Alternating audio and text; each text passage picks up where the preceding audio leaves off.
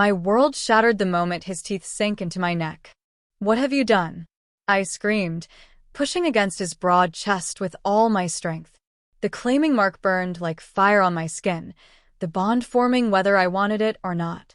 Lucas Stone, the most feared alpha in the country, stepped back with satisfaction gleaming in his amber eyes. "I've claimed what's mine, little wolf." "I am not yours," I snarled, backing away until I hit the wall of the empty office. My fingers clutched my bleeding neck, tears of rage and shock filling my eyes. "You can't just mark someone against their will." "I just did." His deep voice held no remorse. "The Alpha Council approved the union this morning. The Morgan pack needs protection, and my pack needs your bloodline. 3 days ago, I was Valerie Morgan, the daughter of a dying alpha with a crumbling pack. Now I was apparently this arrogant alpha's property. My father would never agree to this," I whispered, though uncertainty crept in. Dad had been desperate lately, our once mighty pack decimated by a mysterious illness affecting only werewolves with our rare bloodline. Lucas's laugh held no humor. "Your father practically begged me to take you. The Morgan legacy for Silver Moon protection, a fair trade in desperate times." The betrayal cut deeper than his fangs had. "I don't believe you." "Check your phone," he said coldly. "He's probably already congratulating himself for saving what's left of your pack." With trembling hands, I pulled out my phone. 3 missed calls from Dad and 1 text message. "It's done. I'm sorry, but this was the only way. The pack comes first." "No." The phone slipped from my fingers, clattering to the floor. Lucas watched me, his expression unreadable. At 32, he was at the height of his power. The Silver Moon pack had tripled its territory under his ruthless leadership. I'd seen him from afar at pack gatherings, always surrounded by power-hungry females vying for his attention. Never once had he looked my way. Until now. "Why me?" I demanded, feeling the unwanted bond already pulsing between us. "You could have any she-wolf in the country. Because your blood is special, Valerie. The Morgan line carries abilities other werewolves have lost over centuries." He stepped closer, his massive frame dwarfing mine. "And because the moment I caught your scent last month at the regional council, I knew you were meant to be mine." "I don't even know you," I spat, ignoring how my wolf traitorously responded to his proximity. "And I definitely don't want this." "You'll learn to want it," he said with infuriating confidence. "We leave for Silver Moon territory tonight." "I'm not going anywhere with you," I declared, straightening my spine despite the throbbing pain in my neck. "Mark or no mark." His eyes flashed dangerously, pupils elongating as his wolf rose to the surface. "The claiming is only half complete, little mate. Tonight, under the full moon, we'll finish what I've started." The implication sent both fear and forbidden heat racing through me. "I'd rather die." "No," he growled, suddenly directly in front of me, one powerful hand gripping my chin. "You'd rather fight. Your defiance calls to me, Valerie Morgan. It always has." "You don't know me," I whispered, hating how my body responded to his touch. "I've had you investigated for months," he admitted without shame. "I know you graduated top of your class at the Supernatural Business Academy.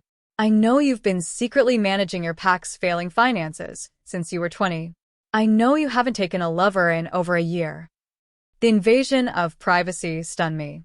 "You're insane." "I'm thorough," he corrected. "And I don't take claiming a Luna lightly." "Luna?" I echoed, my knees weakening. "I'm not." "You are," he stated firmly. "The moment my teeth marked you, you became the future Luna of the Silver Moon pack. My mate. My equal." Equal. The word hung between us, almost laughable given our current power imbalance. "A true equal gets a choice," I said quietly. Something shifted in his expression, a flicker of, was that guilt? It disappeared so quickly, I couldn't be sure. "The choice was made for both of us the moment you were born with Morgan blood," he said. "I'm not the villain here, Valerie. I'm saving your pack, and in return, you'll strengthen mine." A knock at the door interrupted us. A tall, imposing man with military short hair entered without waiting for permission. "Alpha," "The cars are ready," he announced, his eyes flicking curiously to me. "Thank you, Rex," Lucas responded, never taking his eyes off me. "Meet your new Luna." Rex's eyebrows shot up, but he recovered quickly, offering me a respectful nod. "An honor, Luna Morgan." "It's still just Valerie," I corrected sharply. Lucas's lip curled slightly. "Not anymore. Go pack your things. Only essentials. Everything else will be shipped later." "And if I refuse?" I challenged. His smile was all predator. "Then I'll carry you out of here exactly as you are, and you can start your new life with nothing." I believed him. "You're a monster," I hissed. "No," he said quietly. "I'm an alpha doing what's necessary for survival. Something your father understands all too well." 30 minutes later, I stood in my apartment with a small suitcase, throat tight with unshed tears. The claiming mark throbbed, a constant reminder of how quickly life could change.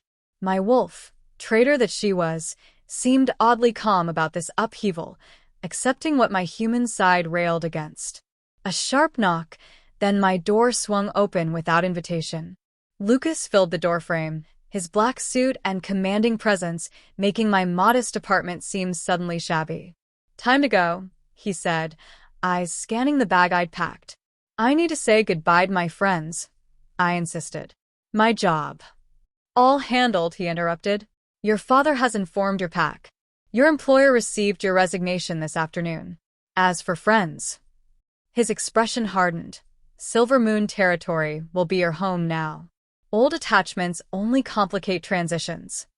The cold, calculated efficiency with which he'd dismantled my life left me speechless. I'd been erased from my own existence in a matter of hours. "I hate you," I whispered, meaning it with every fiber of my being. He stepped closer, and despite my anger, I couldn't help noticing how my body responded to his proximity, heart racing, skin warming. The claiming bond, still new and raw, pulled at something primitive inside me. "Hate is a passionate emotion," he observed, reaching out to trace the mark on my neck with one finger. "Passion I can work with." I slapped his hand away. "Don't touch me." A dangerous rumble emanated from his chest. "The marking isn't complete, Valerie. Your defiance is tolerated for now. But once the full moon rises tonight, you'll understand what it truly means to be claimed by an alpha." "You can't force the mate bond," I said, clinging to the one werewolf law that even alphas couldn't break. "It has to be accepted willingly." His smile was knowing, confident. "By midnight, willing won't be your concern." Before I could question his cryptic statement, he'd grabbed my suitcase in one hand and my arm in the other, guiding me firmly from the apartment. Outside, 3 black SUVs with tinted windows waited. Men and women with the unmistakable bearing of pack enforcers stood vigilantly around the vehicles. "All this security for one unwilling bride?" I asked bitterly. Lucas's grip tightened slightly. "The Morgan bloodline has many admirers, some less honorable than others. Until our union is complete, you're vulnerable. Vulnerable to everyone but you. Is that it?" His eyes flashed wolf gold. "I protect what's mine." As he guided me to the middle SUV, a sleek silver sports car screeched to a halt nearby.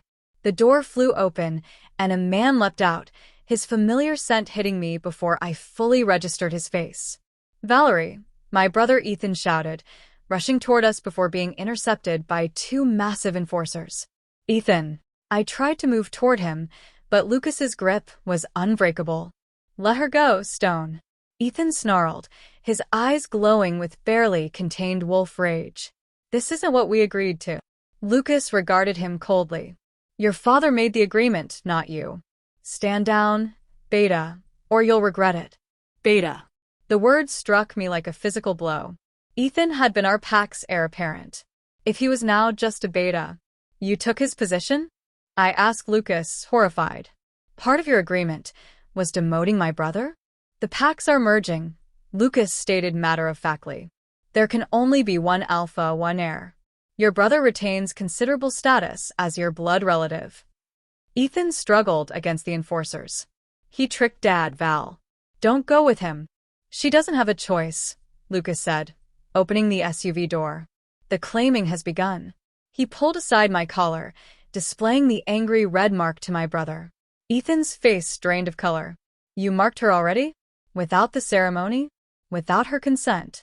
Disbelief and fury warred in his expression. Get in the car, Valerie, Lucas ordered quietly. For a moment, I considered making a scene, screaming, fighting, anything to avoid this fate. But looking at the determined set of Lucas's jaw and the helpless rage in my brother's eyes, I knew it would change nothing. I'll fix this, Ethan, I promised, allowing Lucas to guide me into the vehicle. Somehow. The door closed with a definitive thud, sealing me in luxury and captivity. Through the tinted window, I watched my brother shouting something I couldn't hear as the convoy pulled away from the curb. Lucas settled beside me, his powerful presence seeming to fill the entire back seat. Your brother will accept this eventually, he said. He's being offered a higher position than he deserves, given your pack's current standing. Our pack has stood for 10 generations, I said through clenched teeth. We've survived worse than you. His hand settled on my knee, warm and heavy. I'm not something to survive, little wolf.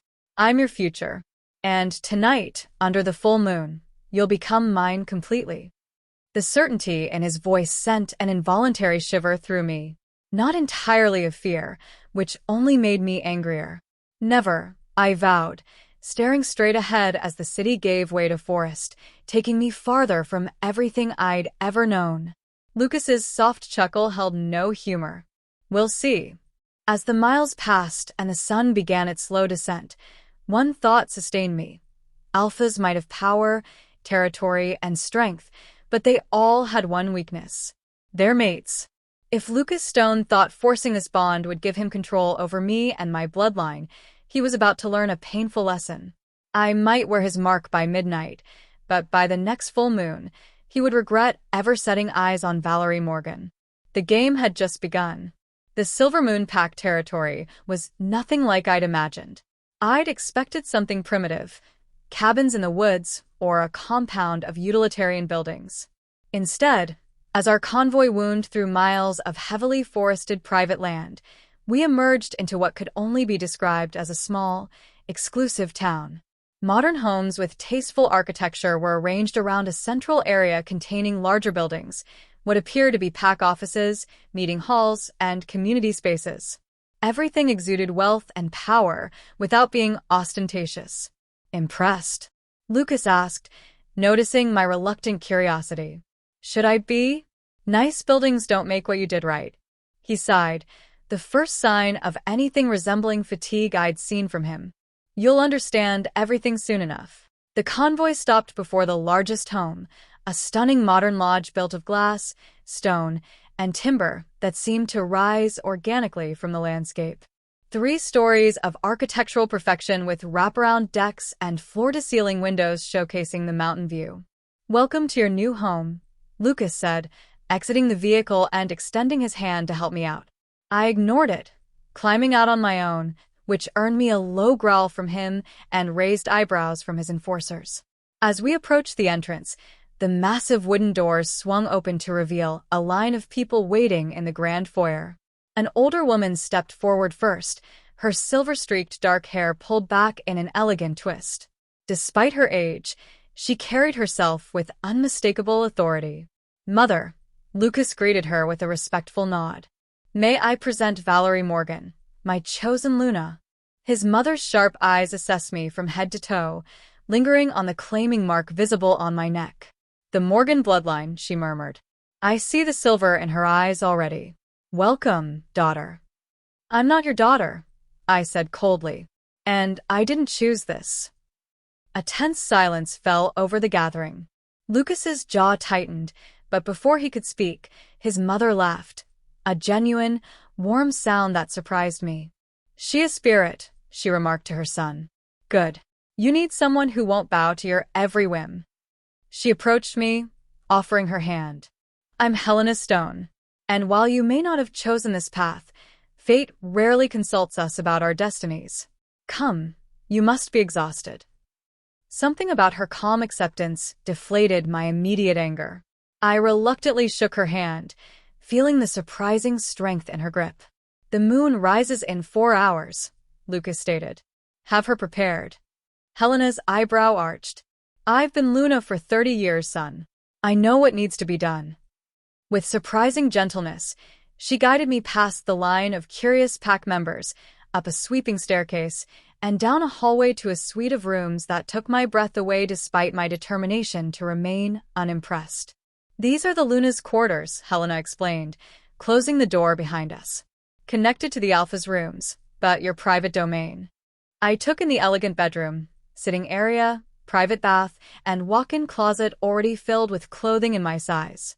Another violation of privacy that made my skin crawl. "Why is he doing this?" I asked, turning to face her. "The truth, please." Helena gestured for me to sit beside her on a plush window seat overlooking the forest.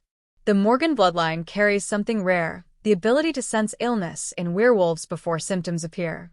The sickness that's decimating your pack has appeared in ours as well. Lucas needs your abilities to save our people.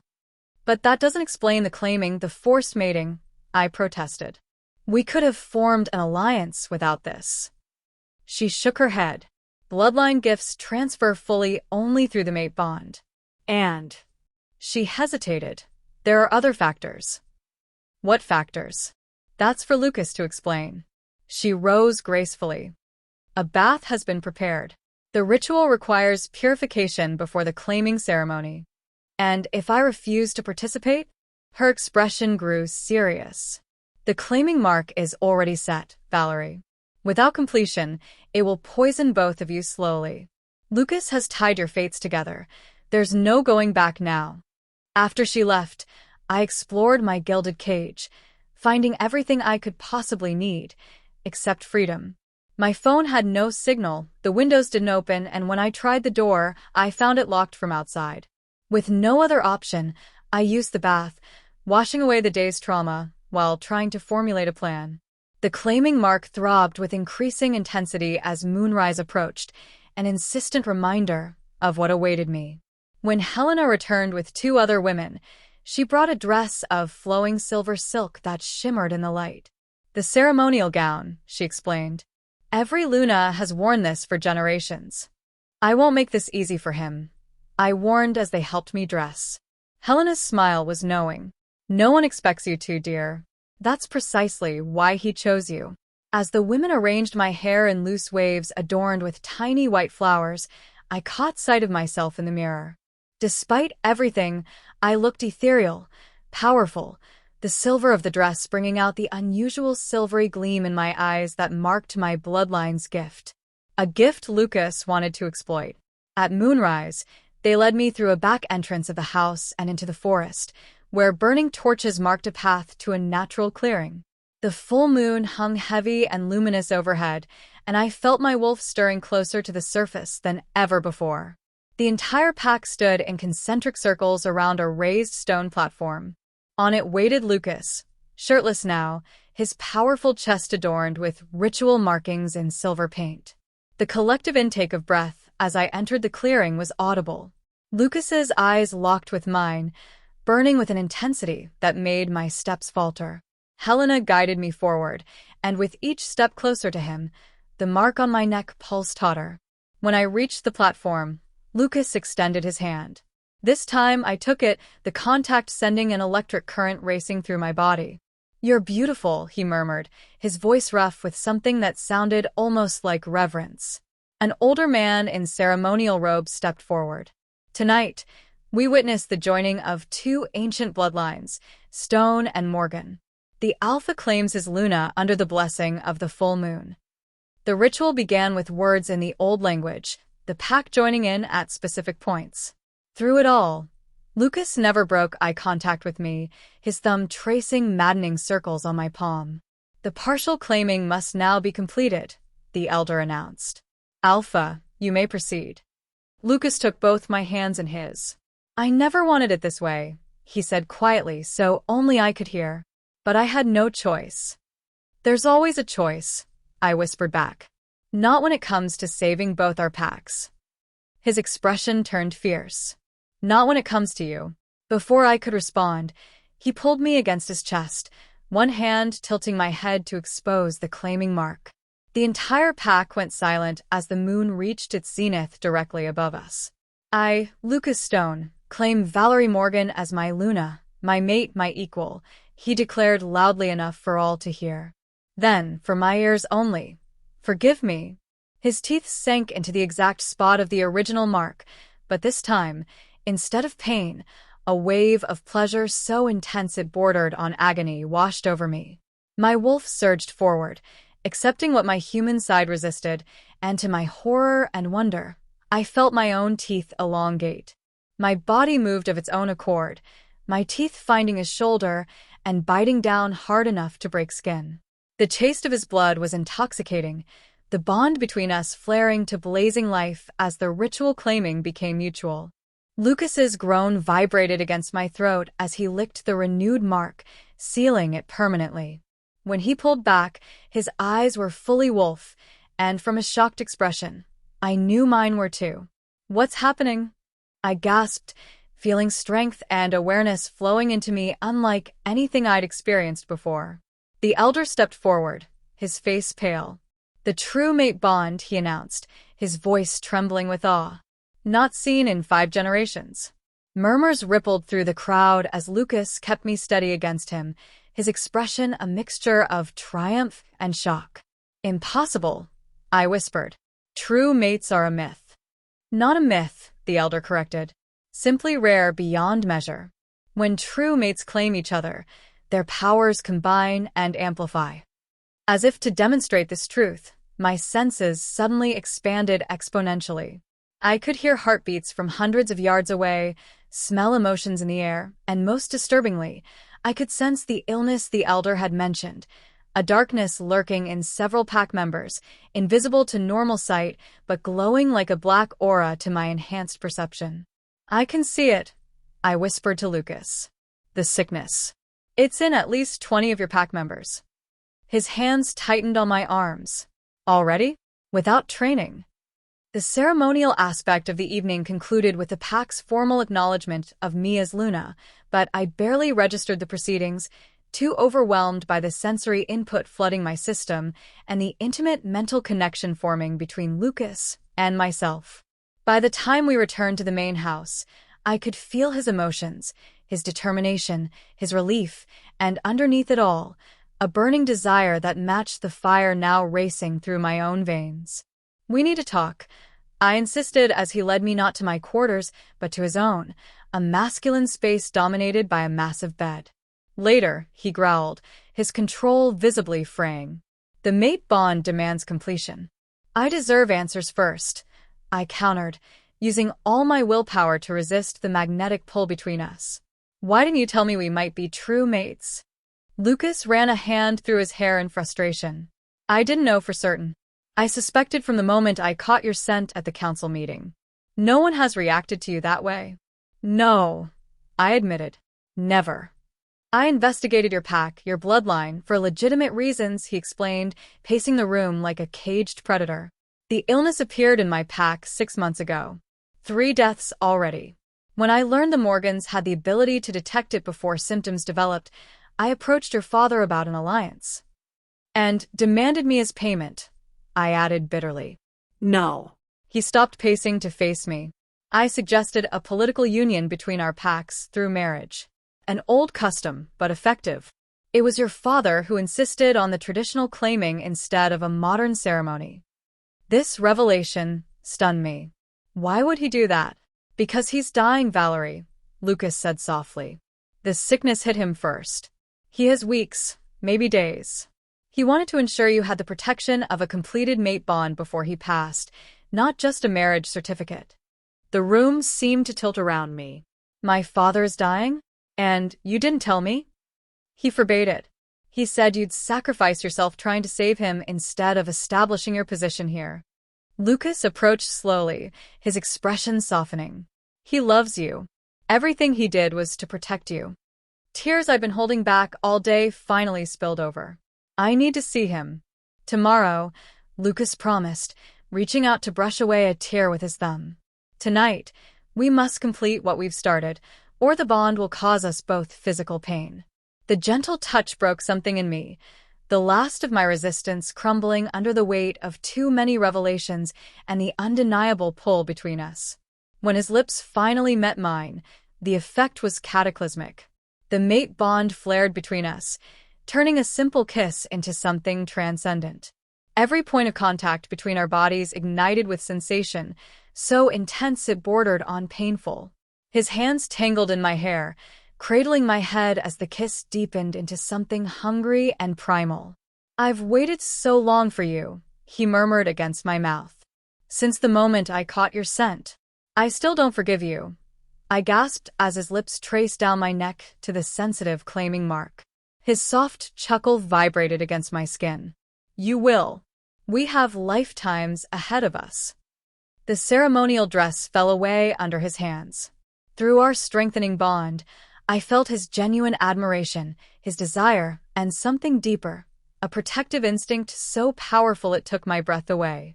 "I can feel you," I whispered in wonder as we became one. "In my mind, my wolf, everywhere." "As I feel you," he responded. "My Luna. My mate. Mine." This time, the possessive declaration didn't anger me. In this moment, with our bodies and souls connecting on a level I'd never imagined possible, I felt the truth of it. We belonged to each other, two halves of something ancient and powerful. At the height of our passion, the mate bond locked into place completely, a sensation like golden light spreading through every cell of my body. In that moment, I understood him fully, his fears for his pack, his desperate need to find the true mate legends promised would come, the crushing responsibility of leadership. And he understood me. My fierce independence, my love for my dying father, my terror of being controlled, and my secret longing to belong somewhere completely. "I see you," we whispered simultaneously, of being truly known washing over us like a healing wave. Hours later, as moonlight streamed through the windows, the rage and resistance that had defined our first meeting transformed into something still complicated, but infinitely more harmonious.